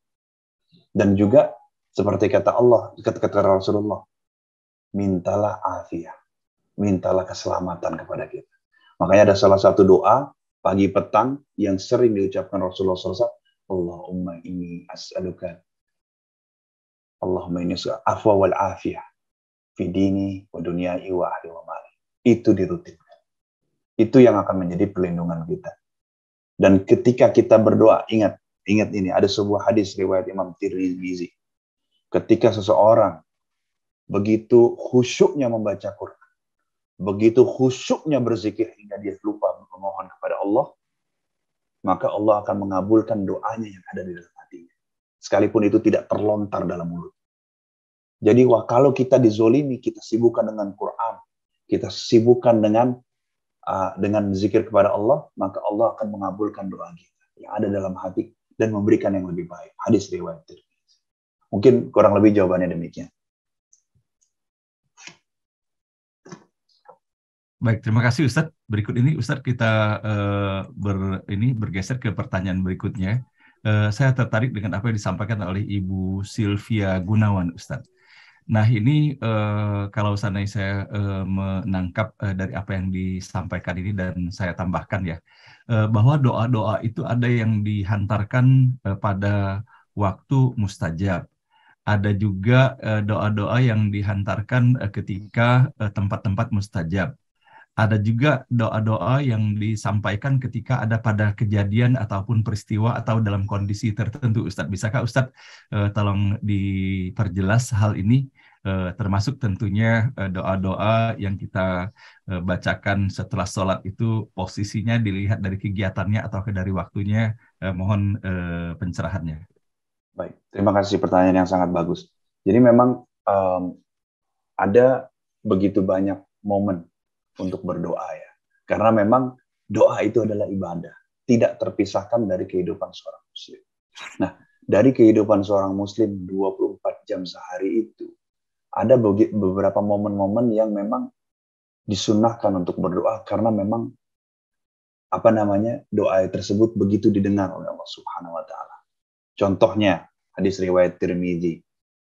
Waktu yang mustajab misalnya ketika sesudah sholat ya. Sudah sholat kemudian di sepertiga malam terakhir. Ini ada momen-momen yang sangat baik untuk berdoa. Adapun waktunya apakah mau setelah sholat sunnah boleh, mau sebelum sholat sunnah boleh. Itu tidak ada masalah. Yang paling penting dirutinkan. Insya Allah mungkin habis ini saya akan kirim buku saya doa setelah sholat, ada 40 doa lebih. Jadi kalau yang ingin menekuni, adapun yang ingin membaca doa yang singkat juga saya siapkan. Jadi memang ada waktu-waktu tertentu yang memang pintu langit terbuka. Dan disitulah momen bagi seorang muslim itu untuk berdoa. Seperti tadi yang pertama setelah sholat wajib. Kemudian di sepertiga malam terakhir. Ya kan? Karena Allah dalam sebuah hadis riwayat Imam Bukhari ya kan, Allah turun ke langit dunia lalu bertanya, mana umatku yang ingin berdoa akan kukabulkan, yang memohon ampunan akan kuberikan. Jadi disitulah momen-momen yang tepat untuk berdoa. Ini juga menjadi suatu kebiasaan Rasulullah SAW untuk sholat tahajud di sepertiga malam dan membaca begitu banyak doa. Kemudian ada juga doa yang dianjurkan dibaca di momen-momen tertentu, seperti yang tadi saya sampaikan, raditu billahi robba wa bil islami dina wa bi Muhammadin sallallahu alaihi wasallam nabiyya. Itu redaksi hadisnya mengatakan, barang siapa yang bangun pagi lalu dia membaca doa tersebut, maka aku menjaminnya dan akan memegang tangannya hingga ke surga. Lalu ada juga doa-doa yang memang dianjurkan oleh Rasulullah di awal waktu ataupun di akhir malam. Saya berikan contoh misalnya, barang siapa yang di malam hari ya mengucapkan sayyidul istighfar seperti yang saya sampaikan tadi, ya kan? Kalau sampai dia pagi hari dia meninggal, maka dia termasuk ahli surga. Jadi sangat baik merutinkan doa tersebut, doa sayyidul istighfar sebelum tidur. Dan barang siapa yang bangun kemudian membaca sayyidul istighfar, dia tidak sampai ke malam hari, maka dia termasuk ahli surga. Jadi memang ada doa yang bisa mencakup beberapa fase waktu, dari pagi, siang ke malam. Ada juga doa yang memang misalnya ketika ada kejadian alam, misalnya saat turun hujan, itu juga doa yang waktu yang mustajab untuk berdoa. Antara azan dan iqamat juga suatu yang baik untuk berdoa. Kemudian misalnya ada hadis sahih riwayat Imam Bukhari di mana disebutkan ada suatu masa di hari Jumat, ada suatu waktu di hari Jumat yang mana seseorang itu berdoa niscaya diijabah oleh Allah Subhanahu wa taala. Waktu itu menurut hadis riwayat Imam Nasai ada di waktu asar. Ada pula yang mengatakan itu di waktu sholat Jumat ataupun setelah sholat Jumat. Jadi ada rentang waktu itu yang bisa dimanfaatkan. Lalu ada doa-doa di hari-hari khusus. Misalnya di hari Arafah dan lain sebagainya. Jadi memang ada beberapa dari salah satu kasih sayang Allah Subhanahu wa taala terhadap umatnya itu adalah diberikannya waktu-waktu khusus untuk berdoa. Seperti halnya pada saat malam Lailatul Qadar dianjurkan untuk membaca Allahumma innaka afuwun karim tuhibbul afwa. Jadi itu ada waktunya untuk mengucapkan doa tersebut. Walaupun memang boleh juga diucapkan di tempat-tempat lain, tapi afdolnya adalah ketika waktu tersebut masuk. Jadi kurang lebih demikian. Jadi ada yang memang terikat waktu, ya kan, hari, ada yang terikat minggu, ada yang terikat event-event tertentu, hujan dan lain sebagainya. Ada juga yang memang terikat tempat, ya, tempat misalnya seperti halnya berdoa di Masjidil Haram dan lain sebagainya. Memang itu ada fadilah yang lebih dibandingkan berdoa di tempat-tempat lain. Jadi kurang lebih demikian, ada fadilah tempat dan waktu. Masya Allah, terima kasih Ustadz. Dan saya mau sharing juga sedikit Ustadz ya. Saya ingat sekali ketika itu pada saat istri saya baru melahirkan anak pertama kami Ustadz. Dan ketika itu istri saya melahirkan di Palembang dan saya sendiri masih berada di Jakarta. Jadi kemudian ada sahabat saya, almarhum Bapak Susanto Mas Kawan ya. Nah, beliau menyampaikan pesan kepada saya, Pak Hasanuddin, nanti setelah berjumpa dengan putramu, dia bilang gitu kan, jangan lupa mendawamkan setiap habis sholat, itu bacalah di ubun-ubunnya itu 5 ayat pertama yang Allah turunkan. Iqra bismi rabbikal ladzi khalaq, khalaqal insana min alaq. Yaqra wa rabbukal akram alladzi 'allama bil qalam 'allamal insana ma lam ya'lam. Itu upayakan baca setiap habis sholat berjemaah dengan mereka, dan di ubun-ubunnya insya Allah nanti putra-putramu akan menjadi putra-putri yang cerdas, dan insya Allah dalam selalu perlindungan Allah Subhanahu wa Ta'ala. Nah, ketika itu terus terang saja Ustadz, saya kan sangat hormat sekali kepada beliau ya Ustadz ya, karena beliau seorang yang santun sekali, banyak sekali berbuat kebaikan di dalam kehidupannya. Nah, sehingga saya hanya melaksanakan saja Ustadz, saya jalanin terus gitu kan dengan perjalanan waktu ya, dan alhamdulillah sampai dengan sekarang ini setiap kali sholat berjemaah bersama-sama dengan mereka, saya melaksanakan itu semuanya. Nah, sampai dengan kemudian Ustadz, saya membaca buku The Power of Water gitu Ustadz, ya mungkin Ustadz pernah membaca buku itu ya. Nah, saya mencoba merelasikan ya antara apa yang kita baca di ubun-ubun anak kita itu dengan teori power of water itu, Ustadz ya. Dan dengan penuh keyakinan ya bahwa itulah ayat pertama yang diturunkan kepada Nabi Muhammad. Dan alhamdulillah ternyata satu hal juga yang bisa didapati selain daripada aspek spiritualitas kita berdoa, otomatis untuk melaksanakan doa itu kita mau tidak mau kan memeluk mereka gitu, Ustadz ya. Nah, sehingga sekarang ini pun walaupun anak saya yang laki-laki itu badannya lebih besar dari saya, jadi kalau saya habis sholat itu mau nggak mau itulah kesempatan memeluk kepalanya itu berada di dekapan kita gitu Ustadz. Sehingga saya merasakan juga secara emosional hal ini sangat berpengaruh sekali. Nah, itu yang saya jalani Ustadz ya. Jadi berupaya memohon kepada Allah agar hal ini menjadi sebuah kedawaban ya yang berharap semoga Allah membimbing anak-anak kita. Nah, itu bagaimana menurut pandangan Ustadz ya, hal-hal yang seperti ini. Sama seperti halnya dulu, saya ingat sekali ketika masih kecil dulu ada almarhumah uwak saya. Waktu saya masih SD dulu, kalau saya disuruh berpidato gitu, Ustadz ya, eh, jangan lupa Hasan, sebelum menaik ke mimbar itu baca doa, katanya. Saya ingat sekali beliau meminta saya membaca doa, urkut beri jelika hazal, muhtasalun baridun wasyarab. Dan sama seperti hal yang pertama, saya hanya percaya saja dan saya hanya ikuti saja doa itu sampai dengan kemudian saya tahu bahwa itu adalah doa Nabi Ayub ya Ustadz ya, ternyata di dalam Al-Quran. Namun mungkin Ustadz bisa memberikan sedikit pencerahannya gitu Ustadz ya, karena banyak sekali ya para leluhur kita, orang-orang tua kita yang selalu menyampaikan doa-doa ini untuk menjadi bagian dari keseharian kita Ustadz. Silakan Ustadz. Betul, terima kasih. Wah, luar biasa. Ustadz Bapak Hasan. Saya betul-betul percaya dengan kekuatan doa. Karena mungkin pertama terkait anak ya. Rasulullah SAW dulu pernah mendoakan seorang anak. Salah satu sebetulnya jatuhnya sepupu beliau bernama Ibnu Abbas. Ibnu Abbas radhiyallahu anhu ini masih muda. Kemudian Rasulullah ini berdoakan Allahumma faqihu fiddin wa 'allimhu ta'wil.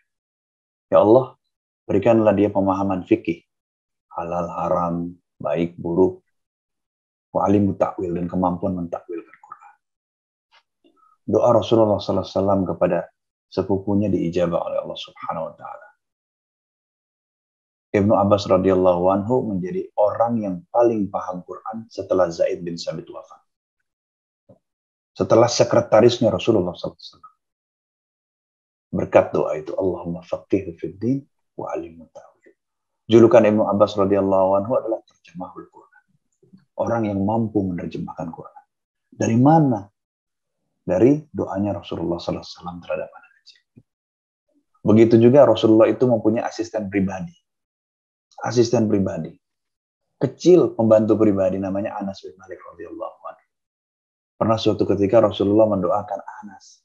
Jadi setelah sholat 2 rakaat, ibunya Anas berkata kepada Rasulullah, ya Rasulullah, aku ini mempunyai anakku. yang melayanimu ya Rasulullah. Aku titipkan padamu. Doakan anakku ini ya Allah, ya Rasulullah. Lalu Rasulullah berdoakan kepada Anas itu kan. Allahumma akthir malahu wa waladahu wa barik lahu fima a'tai. Ya Allah, perbanyaklah harta dan anaknya serta berkahilah apa yang telah Engkau berikan kepadanya. Lalu dalam redaksi lain disebutkan bahwa Rasulullah mengucapkan Allahumma akthir malahu wa waladahu wa barik lahu fima a'taitahu wa atil hayatahu dan panjangkanlah umurnya. Anas bin Malik ini umurnya sampai 100 tahun. Kalau tidak salah itu sampai 100 tahun. Para sahabat yang terakhir meninggal kalau tidak salah itu Anas bin Malik. Anas bin Malik itu mengatakan, aku ini mendapatkan keberkahannya doanya Rasulullah. Ketika Rasulullah itu mendoakan aku ini kaya raya. Anak banyak dan panjang umur. Jadi memang, that's the power of doa. Ya. Apalagi doa yang disampaikan oleh ayah ke anak. Dengan penuh keikhlasan. Begitu pula sebaliknya. Dari anak ke ayah ataupun ke ibu. Seperti halnya hadis riwayat Ibnu Majah yang saya sampaikan tadi. Bagaimana seseorang dikubur. Ya kan? Tiba-tiba dilapangkan kuburnya, diangkat derajatnya. Diberikan keleluasan dalam kuburnya. Dia bertanya kepada malaikat, wahai malaikat, karena apa ini? Kok saya mendapatkan keleluasan ini? Oh, itu karena anakku mendoakan ampunan. Begitu pula doanya ayah kepada seorang anak, ya kan? Ataupun ibu kepada seorang anak, ya kan?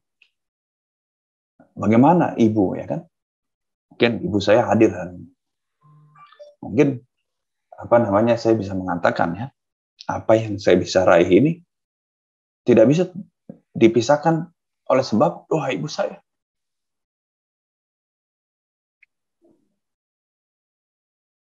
Ketika saya job interview, ujian, ibu saya duduk di atas sajadah. Ya kan? Apalagi Rasulullah mengatakan ridhonya Allah ada pada ridho orang tua. Bagaimana doanya seorang ibu? Jadi mungkin itu Ustaz. Bagaimana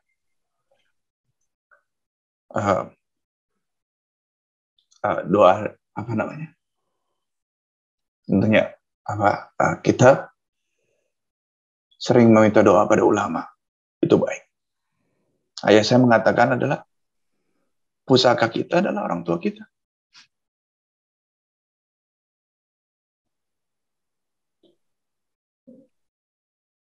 Ya. Masya Allah. Terima kasih Ustaz. Semoga orang tua Ustadz senantiasa dalam limpahan rahmat, barokah dan ridha Allah Subhanahu wa taala. Dan begitu juga orang tua kita semuanya. Semoga Allah ridho kepada mereka. Amin ya rabbal alamin. Nah, Bapak dan Ibu yang dirahmati Allah, bahwa hari ini kita mendapatkan uraian yang luar biasa. Dan alhamdulillah kita bersyukur pada Allah Subhanahu wa taala apabila di dalam forum ini yang kita utamakan itu justru adalah doa, dan itulah yang Allah berikan keistiqomahan kepada kita semuanya untuk melaksanakan setiap hari, terutama di dalam kita mengawali acara ini. Dan tiada henti sepanjang acara ini kita terus menyampaikan doa, semoga dengan apa yang disampaikan Ustadz Hamdan pada hari ini semakin memperkuat pula keistiqomahan kita Bapak Ibu sekalian untuk menjadikan doa ini betul-betul pakaian kita yang tentunya diikuti dengan ikhtiar pula di dalam kehidupan ini. Dan saya pun ingin berbagi juga ya Ustadz ya, bahwa saya ingat sekali bahwa almarhumah ibunda itu selalu menjadikan doa pula di dalam warna kehidupan ya, terutama dalam usia senja. Dan saya tahu persis bahwa beliau menceritakan setiap tidur, beliau menyampaikan, ya Rabbi qad qaraba ajali wa dhaqat quwwati dzunubi la tahmilul jibal wa la taghsilul bihar faghfirli. Wahai Tuhan, telah semakin dekat ajalku, dosa-dosaku tidak terpikulkan oleh gunung dan tidak bisa tercucikan oleh samudra, kecuali Engkau yang membukakan pintu ampunan kepada kami. Dan Saya merasakan benar bahwa hal ini didawamkan benar dan dibaca setiap menjelang tidur setelah doa-doa lainnya.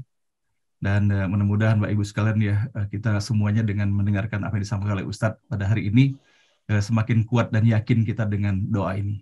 Dan baiklah Ustadz, kepingin sekali rasanya meneruskan, namun kami yakin pula bahwa para peserta boleh jadi ada agenda lainnya. Hari terakhir menunjukkan jam 8:03 ternyata pada hari ini.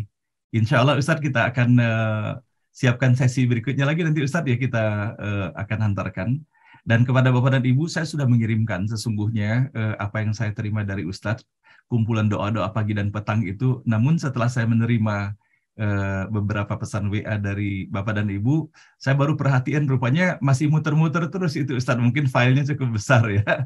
Jadi ternyata statusnya di handphone saya masih muter, namun insya Allah setelah selesai acara ini saya akan pastikan kembali agar semuanya bisa terkirimkan dengan sebaik-baiknya kepada Bapak dan Ibu. Baiklah Bapak Ibu sekalian, sebelum kita menutup acara pada pagi hari ini, kami ingin mendapatkan sambutan, komentar mewakili kita semuanya yang disampaikan oleh Profesor Dr. Suaryadi. Kepada Prof. Suaryadi, kami persilakan Prof untuk meng-unmute audionya.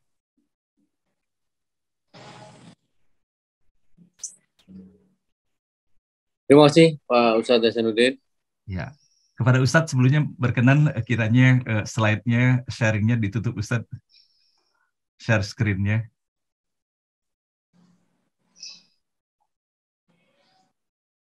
Ya, nanti mohon dibagi Ustadz ya, filenya dikirim, nanti saya distribusikan kepada seluruh peserta. Kepada Prof. Suaryadi kami persilakan. Terima kasih Pak Ustadz Hasanuddin, Pak Ustadz Hamdan, yang saya hormati dan muliakan, Bapak Ibu sekalian yang masih bertahan 320-an orang ya, peserta ngaji bareng online. Assalamualaikum warahmatullahi wabarakatuh. Waalaikumsalam warahmatullahi wabarakatuh. Alhamdulillah Pak Hasan, ini dari Minggu kita mendapatkan tausiah yang luar biasa tentang dahsyatnya doa. Saya kira semua peserta yang masih bertahan maupun yang sudah meninggalkan tempat karena ada kesibukan lain, sepakat bahwa apa yang disampaikan Ustadz Hamdan tadi sesuatu yang sungguh sangat bagus sekali bagi kita semua dan memberi manfaat yang luar biasa. Karena saya yakin betul bahwa seluruh jamaah NBO ini tidak ada yang berhenti berdoa. Selalu berdoa setiap saat ya. Tetapi dengan penjelasan Ustadz Hamdan tadi, kita lebih memahami bagaimana tata cara berdoa yang tepat, maupun tempat-tempat yang mustajab dan lain sebagainya. Nah, diselingi dengan beberapa hal yang berkaitan dengan masalah bagaimana doa orang tua kepada anak-anaknya. Termasuk kita semua, Ustadz Hamdan juga sangat terharu begitu cerita tentang ibunya. Pak Hasan juga selalu merasa terharu kalau cerita tentang ibunya. Dan saya pribadi kadang-kadang agak merasa karena ibu saya wafat saya baru umur 7 tahun ya, jadi merasakan kasih sayang ibu itu masih sangat terbatas. Tetapi saya percaya penuh bahwa doa dari seorang anak yang ditinggalkan ibunya sejak kecil itu juga mustajab. Tadi dikaitkan dengan pertanyaan Pak Baikuni tentang doa orang yang didolimi. Ya, dalam hidup kita saya kira tidak ada seorang pun yang dalam hidupnya tidak merasakan terdolimi ya.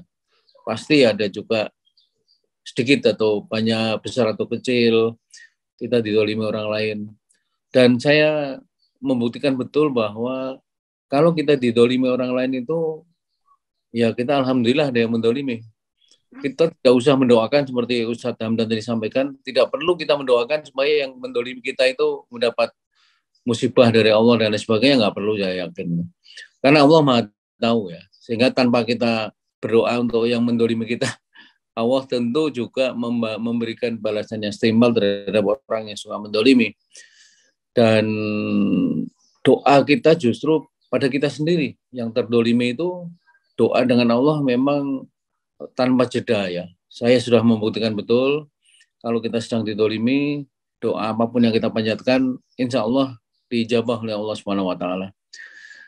Dan saya kira saya sangat setuju dengan apa yang disampaikan Pak Ustadz Hamdan tadi, bahwa kita adalah apa yang kita doakan. Jadi itu pun menurun kepada anak kita adalah apa yang ayah ibunya doakan kepada anaknya. Contoh Pak Hasanuddin tadi selalu berdoa sambil diubun-ubun kepala anak-anaknya dari kecil sampai dewasa, dan kita bisa menyaksikan betul bahwa anak-anak Pak Hasanuddin itu semua tumbuh dengan insya Allah keberhasilan yang luar biasa di bidangnya masing-masing. Jadi ini satu contoh ya yang konkret yang mungkin sebagian besar kita juga mengalami. Tadi langsung di chatting ibu-ibu mengatakan, oh saya selalu juga menjemput ubun-ubun cucu saya. Jadi artinya kebiasaan Pak Hasan itu juga menjadi kebiasaan para jamaah yang lain. Walaupun mungkin belum seluruhnya, tapi dengan ilmu yang kita dapat pada pagi hari ini, kita kemudian bisa memperbaiki doa-doa kita. Sedikit Pak Hasan ya, bahwa saya selalu diskusi sama anak saya Dharma yang paling tua ya. Kadang-kadang kita menyaksikan orang yang kelihatannya orangnya baik, orangnya juga rajin sholat, dan segala macam lah ya, ibadah-ibadahnya sangat bagus, tetapi kok hidupnya kok susah. Anak saya Dharma selalu mengatakan, Pak, saya yakin bahwa Allah itu Maha Pengasih, Maha Penyayang. Jadi kayaknya tidak mungkin seseorang yang betul-betul baik, yang betul-betul berdoa dengan sungguh-sungguh, yang betul-betul beribadah dengan sepenuh hati, itu hidupnya jadi susah. Allah Maha Adil, sehingga apa yang kita minta itu adalah apa yang akan diberikan Allah. Itu kepercayaan saja ya. Jadi saya selalu mengatakan kepada anak-anak saya bahwa kalau doa kita belum terkabul, kita harus evaluasi diri. Kenapa doa kita belum terkabul? Mungkin masih ada beberapa hal yang kita lakukan yang menyimpang dari perintah-perintah Allah. Itu yang menghambat doa-doa kita, saya kira. Saya kira tidak panjang lebar pembahasan karena waktu ya. Jadi ini sudah jam 8 lebih dan tentu Bapak Ibu sekalian juga banyak kesibukan lain. Atas nama jemaah semua, Pak Ustadz Hamdan, terima kasih banyak atas sharingnya, tausiahnya pada pagi hari ini yang sangat bermanfaat bagi kita semua, apalagi ditambah dengan kiriman bukunya, buku tentang doa. Yang saya cari-cari memang Pak Hasan Pak Hasan katanya ngirim kok, sampai sekarang belum ada, saya buka-buka. Mudah-mudahan nanti bisa terkirim dengan baik. Terima kasih Pak Hasan, Pak Hamdan, Bapak Ibu sekalian. Wabillahi taufiq wal hidayah. Wassalamualaikum warahmatullahi wabarakatuh. Waalaikumsalam warahmatullahi wabarakatuh. Terima kasih Prof. Saradi atas sambutan dan sharingnya. Semoga Prof. Saradi sehat walafiat selalu, dan begitu juga kepada Undira Universitas Dian Nusantara yang diamanahkan kepada Prof. Saradi sebagai rektornya. Semoga senantiasa dalam lindungan Allah, Allah berikan keberkahan dan kesuksesan dalam ridho Allah Subhanahu wa Ta'ala. Nah, baiklah Bapak Ibu yang dirahmati Allah, kita sudah sampai pada penghujung acara kita di hari ini. Dan kita sama-sama memahkotainya dengan doa, dan Ustadz Hamdan hari ini telah berbicara topik dengan doa, jadi mohon kesediaannya Ustadz sekaligus memimpin juga Ustadz dengan doanya ya hari ini ya. Semoga Allah berikan keberkahan kepada kita semuanya dan tetap berbaik sangka kita kepada Allah Subhanahu wa Ta'ala. Kepada Ustadz Hamdan kami persilakan. Baik, terima kasih. A'udzubillahi minasyaitonirrajim. Bismillahirrahmanirrahim. أستغفر الله الذي الذي لا إله إلا هو الحي القيوم. أستغفر الله الذي الذي لا إله إلا الله وحده لا شريك له له الملك وله الحمد يحيي ويميت وهو على كل شيء قدير. أشهد أن لا إله إلا الله وأشهد أن نبينا محمد عبده ورسوله. اللهم صل على محمد وعلى آل محمد كما صليت على إبراهيم وعلى آل إبراهيم وبارك على محمد وعلى آل محمد كما باركت على إبراهيم وعلى آل إبراهيم في العالمين إنك حميد مجيد.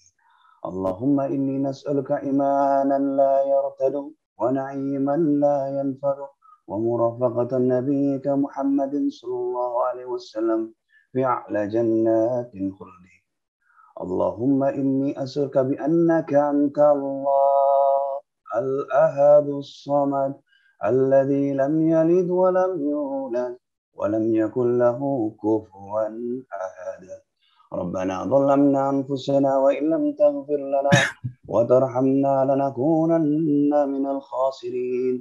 اللهم إني لا إله إلا أنت خلقتني وأنا عبدك وأنا على عهدك ووعدك ما استطعت وأعوذ بك من شر ما صنعت وأبوء لك بنعمتك علي وأبوء بذنبي فاغفر لي فإنه لا يغفر الذنوب إلا أنت لا إله إلا أنت سبحانك إني كنت من الظالمين.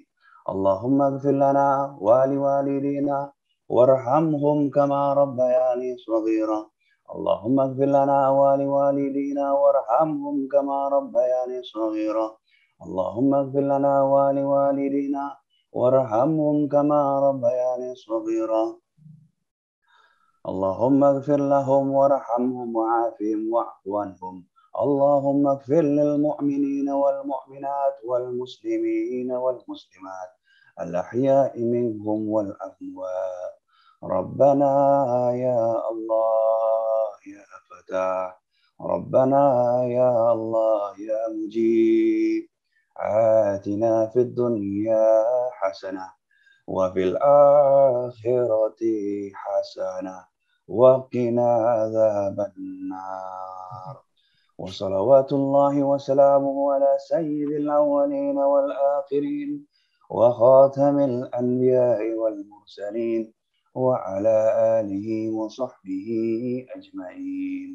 سبحانك ربك رب العزة عما يصفون والسلام على المرسلين والحمد لله والحمد لله والحمد لله رب العالمين.